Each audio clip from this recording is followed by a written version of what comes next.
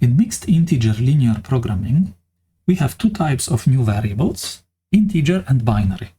In this example, we will use binary variables to decide which projects to select from a given subset. So here is the problem. We have 6 projects in this example, and those 6 projects have certain capital requirements over the next 5 years, and we have some benefit from each project expressed as net present value. Assume net present value accounts for all the costs in all the years and just gives us one number that is basically the measure of benefit from the project. Now we cannot select all projects, we cannot accept all of them because we have limited budgets, and here the budgets are provided in year 1 250,000, in year 2 75,000, and then every following year 3 to 5, each year we have 50,000. Notice these capital requirements are in thousands of dollars, and then this net present value is also in thousands. So to model this problem, we can define decision variables xi, which will be either 1 or 0, which is an example of our binary variable, 1 or 0, 1 if project I is selected and 0 otherwise. Okay, so we have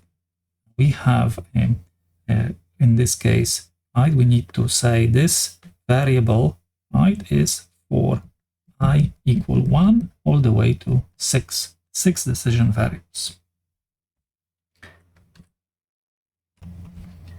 Notice that we do not have different decision variable for each year, right? We are deciding 1 or 0 for each project, and then that the project, if the variable is equal to 1, is financed throughout the 5 years and gives us this benefit, or it's not financed throughout the 5 years, so it is not selected, and then it doesn't give us the benefit. We don't have the option to decide for 1 year to finance the project and in another year not to finance. This is not what we want in this decision problem. Okay, now that we defined the decision variables for all projects, we are ready to write the objective function. The objective is to maximize the expected total net present value. So we can write it as maximize, and then we can use all net present values, 141 times x1 plus 187 times x2, and so on, all the way to the last one, 127 x6, right? This is total NPV in thousands of dollars. And the constraints will be, for each year, we need to limit the budget. So we need to write again the constraints by looking at year 1 expenses or capital requirements, 75 x1 plus 90 x2, 90 for project 2, and again, so on. To save time, I'm going to skip to the last project, 50 x6, less than or equal. The budget in year 1 is 250. Be careful, 250 is in thousands, 50 is in thousands. So this is capital in year 1 in thousands of dollars again, right? Similarly, we write constraints for the other years. So here are the constraints for years 2, 3, 4, 5, right? Written in a similar way.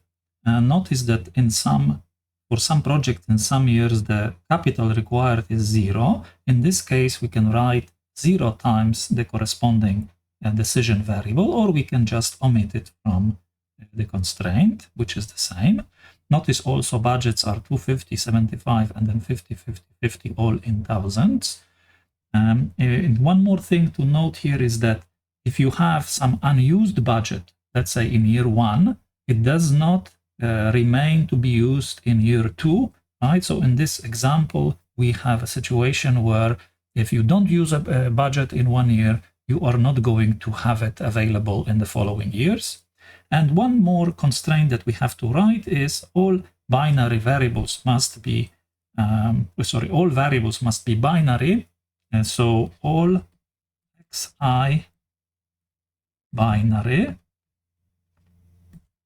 right? And so that allows the variables to be only 0 or 1, which is exactly what we want with the definition. Notice this is necessary to add even if you define your variables this way, right? Because this definition is just a description. This is what we expect the variables to mean. But this is an actual constraint, right? So we have the objective, we have the big constraints, and we have the assumptions on variables. Non-negativity is, of course, not necessary because binary implies 0 or 1, so it also implies non-negativity. And I want you to realize that what this problem allows for is that every variable x1 all the way to x6 can be 0 or 1, which means it works like a switch, right? If, let's say, x1 is equal to 1, then, right, it's x1 equal to 1 in all those constraints and in the objective, which means the budgets, some budgets will be used, right? So the capital requirements 10, 15, 20, 25, and 75, these capitals will be used in all 5 years, right? Corresponding years. But then also the profit 141 will appear because x1 is equal to 1 will multiply all those values by 1. But if x1, right, the other value is 0. If x1 is 0, then all those costs disappear in all years. And then this benefit also disappears. There is no profit in the objective.